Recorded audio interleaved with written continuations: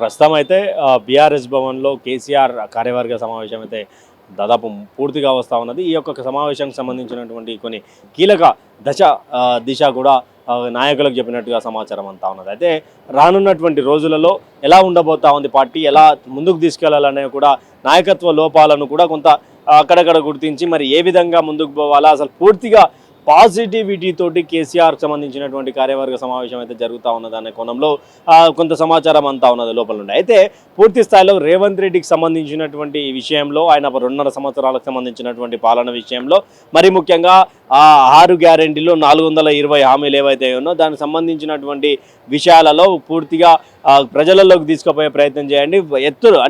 ఎత్తుకు ఎత్తు వేసేటువంటి సమాచారం తీసుకొని ప్రజల వద్దకు పరిపాలన అని చెప్పి, ప్రజాపాలన అని చెప్పినటువంటి రేవంత్ సర్కార్ని ఎండగట్టాలి అంటూ కూడా కేసీఆర్ కొంత దిశ కొంత చెప్పేటువంటి ప్రయత్నం చేశారంటూ కూడా కొంత సమాచారం అంతా ఉన్నది. అంటే 2.5 సంవత్సరాల్లో మరి ముఖ్యంగా రైతులకు జరిగినటువంటి మోసం కావచ్చు, ఈ యొక్క హైడ్రాకి సంబంధించినటువంటి విషయంలో పేదలు ఇల్లులు కోల్పోయినటువంటి సందర్భం కావచ్చు, దానికి సంబంధించి వెలుగుమట్లకు సంబంధించినటువంటి భూముల విషయంలో కావచ్చు, అంటే ఒక అరాచక పాలన జరుగుతూ ఉన్నది తెలంగాణ రాష్ట్రంలో అన్న కోణంలో కూడా కొంత గతంలో ఏదో జగిత్యాల సభకు సంబంధించినటువంటి విషయంలో కూడా ఆయన మాట్లాడడం జరిగింది.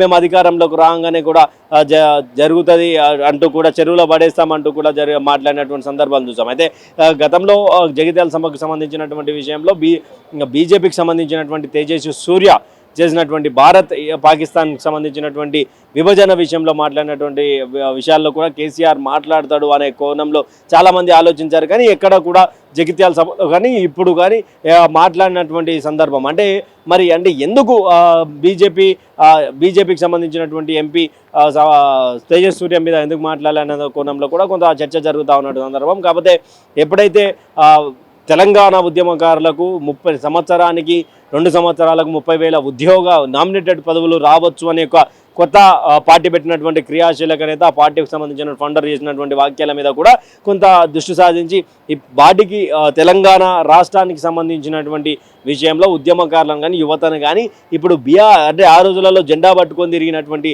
కార్యకర్తలకు న్యాయం దక్కాలన్న చోటుగా జనరల్ బాడీకి సంబంధించినటువంటి నామినేటెడ్ పదవులు ఏవైతే ఉన్నాయో మళ్ళీ పూర్తిగా తెలంగాణ రాష్ట్రం మొత్తం 33 జిల్లాల పాటు విస్తరించేలా పదవులు వేసేయాలని కూడా బీఆర్ఎస్కి సంబంధించినటువంటి కావచ్చు, బీఆర్ఎస్ పార్టీ యూత్ వింగ్ కావచ్చు, తర్వాత బీఆర్ఎస్ మెయిన్ పార్టీకి కావచ్చు, ఇదంతా కూడా అంటే గందరగోళమైనటువంటి పరిస్థితి. 2001, 2002 కొంత ఆ తరుణంలో వేసినటువంటి జనరల్ బాడీలు ఇవి. తర్వాత ఎప్పుడు కూడా జనరల్ బాడీ వేయలేదు. మరి దానికి సంబంధించినటువంటి విషయాల్లో కూడా కొంత సర్ప్రైజింగ్ చేసేటువంటి బీఆర్ఎస్కి సంబంధించినటువంటి బాడీలు కూడా పడే అవకాశాలు ఉన్నాయంటూ కూడా కొంత సమాచారం అంతా ఉన్నది. మరి ముఖ్యంగా కేసీఆర్ దీంట్లో చెప్పుకోదగలదంటే తెలంగాణ భవన్కి ఎప్పుడు వచ్చినా కూడా వాతావరణం అనేది కూల్గా సహకరిస్తుంది అంటూ కూడా భవన్కి సంబంధించినటువంటి వ్యక్తులు చెప్తున్నటువంటి విశేషం. అయితే ఇక్కడ పూర్తి స్థాయిలో మరి ఎలా చూడొచ్చు ఏంది అనేది అయితే చూడాలి. మరి మే 6కు సంబంధించినటువంటి విషయంలో వరంగల్లో సభ పెట్టే అవకాశాలు ఉన్నాయంటూ కూడా కొంత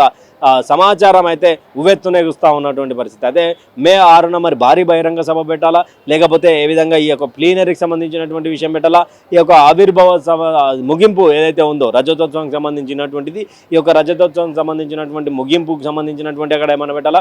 ఈరోజు కేసీఆర్ కార్తో పాటు కేసీఆర్ కార్లో పూర్తిగా మొన్ననే రీసెంట్గా జరిగినటువంటి పార్టీలో జాయిన్ అయినటువంటి జీవన్ రెడ్డి గారు రావడం, తర్వాత కొంత అంటే క్రియాశీలక నేతలందరూ కూడా రావడం, కార్యకర్తలను ఎవరిని కూడా లోపలికి అనుమతించకపోవడం, ఇదంతా కూడా తెలంగాణ అంటే గతంలో జరిగినటువంటి చిన్న ఇన్సిడెంట్ ఏదైతే ఉందో అది మనసులో పెట్టుకొని ఇక్కడ ఈరోజు అయితే పూర్తి స్థాయిలో జరిగేది. కేసీఆర్ కూడా రావడం జరిగింది, కేసీఆర్ కూడా మాట్లాడడం జరిగింది. అంటే పూర్తిగా పార్టీ భవిష్యత్తు 2026 మేకి సంబంధించినటువంటి రాబోయేటువంటి ఎంపీటీసీ జెడ్పీటీసీ ఎన్నికల మీద ఎలా ఉండాలి, వ్యూహం ఎలా ఉండాలి, తర్వాత జరగబోయేటువంటి జిహెచ్ఎంసీ గ్రేటర్ హైదరాబాద్ మున్సిపల్ కార్పొరేషన్కి సంబంధించినటువంటి ఎన్నికలలో ఎలా వ్యూహాత్మకంగా ముందరకు పోవాలి, టికెట్లు ఎవరెవరికి ఇవ్వాలి, అసలు తెలంగాణ ఉద్యమకారులు ఎవరో గుర్తించే ప్రయత్నం చేయండి అంటూ కూడా కొంత హల్చల్ జరుగుతూ ఉన్నటువంటి సమాచారం అంటూ మనకు అంతా ఉన్నటువంటి విషయం. అయితే జిహెచ్ఎంసీకి సంబంధించి, ఎంపీటీకి సంబంధించి 2028కి సంబంధించినటువంటి లేదా 29 జరిగేటువంటి ఎన్నికలలో ఎలా ముందుకు పోవాలా, ఎలా ప్రభుత్వాన్ని ఎండగట్టాలంటూ కూడా అంటే పూర్తిగా రేవంత్కి సంబంధించినటువంటి విషయంలో, రేవంత్ సర్కార్కి సంబంధించినటువంటి విషయంలో ఎలా ఢిల్లీకి డబ్బులు పోతున్నాయనే విషయంలో కూడా పూర్తిగా ఈ యొక్క కార్యవర్గ సమావేశంలో అందించే అంటే ఈ యొక్క పూర్తిగా మాట్లాడించే ప్రయత్నం జరుగుతుండొచ్చు అంటూ కూడా కొంత భవన్ నుంచి వస్తున్నట్టు సమాచారం. కెమెరామ్యాన్ రాజేష్తో ఉదయ్ కిరణ్, తెలంగాణ భవన్, హైదరాబాద్.